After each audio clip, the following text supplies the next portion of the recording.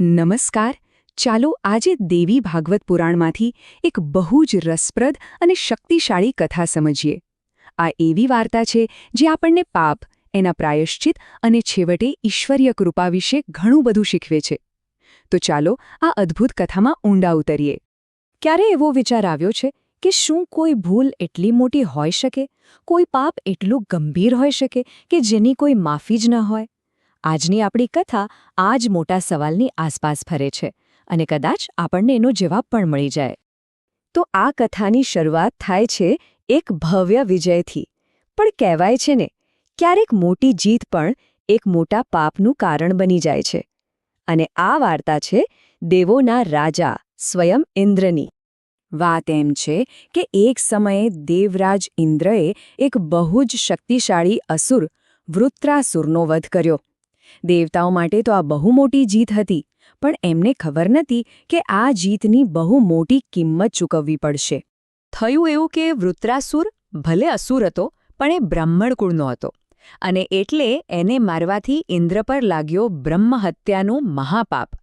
આપણા ધર્મમાં આને સૌથી ગંભીર પાપોમાંનું એક ગણવામાં આવે છે. બ્રહ્મહત્યા એટલે બ્રાહ્મણની હત્યા. આ પાપના બોજ હેઠળ ઇન્દ્રનું મન એકદમ ડહોળાઈ ગયું. એમને સતત ભય અને અશાંતિ ઘેરી વળ્યા. એમની બધી શક્તિ, એમનું બધું તેજ જાણે ક્યાંક ખોવાઈ ગયું. અને જુઓ, ઇન્દ્રના આ પાપની અસર માત્ર એમના સુધી સીમિત ન રહી, આખા સ્વર્ગલોકમાં એની અસર થઈ. સ્વર્ગમાં અરાજકતા અને અસ્થિરતાનો માહોલ છવાઈ ગયો. અહીં આપણે જોઈ શકીએ છીએ કે ઇન્દ્રના જીવનમાં કેવું મોટું પરિવર્તન આવ્યું. ક્યાં એ દેવોના રાજા ઇન્દ્ર, જે સ્વર્ગના સિંહાસન પર બિરાજમાન હતા, અને ક્યાં પાપના ડરથી ભાગીને માનસરોવરના એક કમળની દાંડીમાં છુપાઈ ગયેલા ઇન્દ્ર.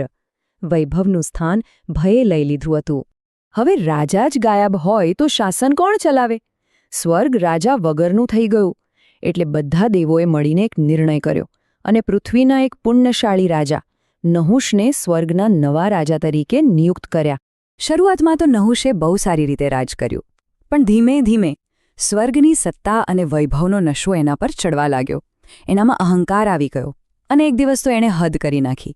એણે ઇન્દ્રની પત્ની ઇન્દ્રાણીની જ માંગણી કરી દીધી. અને બસ અહીંથી આખી વાર્તા એક નવો વળાંક લે છે.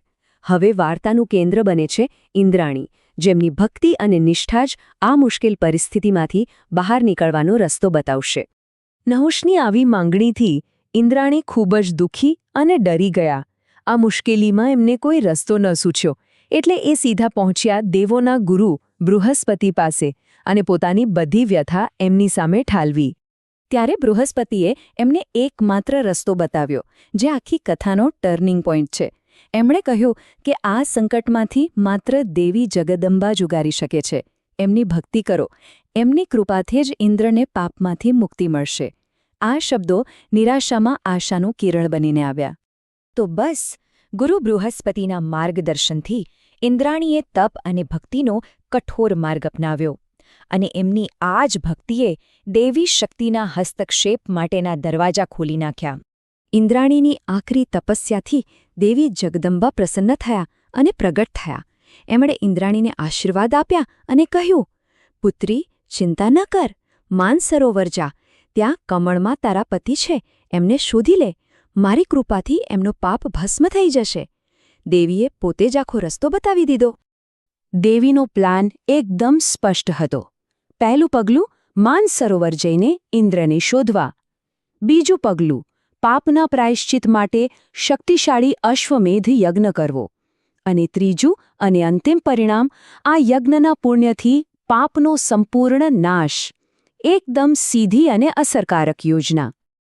ચાલો હવે આપણે કથાના અંત તરફ આગળ વધીએ, જ્યાં આ યોજનાનો અમલ થાય છે અને આખી વાર્તાનું જે મુખ્ય બોધ છે એ આપણી સામે આવે છે. દેવીના કહ્યા પ્રમાણે બધું જ થયું. ઇન્દ્રાણી માનસરોવર પહોંચ્યા અને ઇન્દ્રને શોધી કાઢ્યા. એ પછી ગુરુ બૃહસ્પતિએ બધા દેવતાઓને સાથે રાખીને ઇન્દ્રના પાપના પ્રાયશ્ચિત માટે એક ભવ્ય અશ્વમેધ યજ્ઞનું આયોજન કર્યું.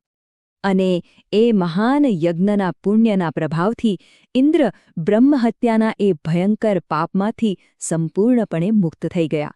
એમનું તેજ પાછું આવ્યું અને તેઓ ફરી એકવાર સ્વર્ગના રાજા તરીકે પોતાના સિંહાસન પર બિરાજમાન થયા.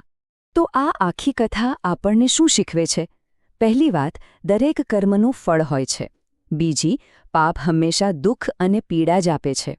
ત્રીજી, સાચા દિલથી કરેલી ભક્તિ અને પ્રાયશ્ચિતથી મુક્તિનો માર્ગ ખુલે છે.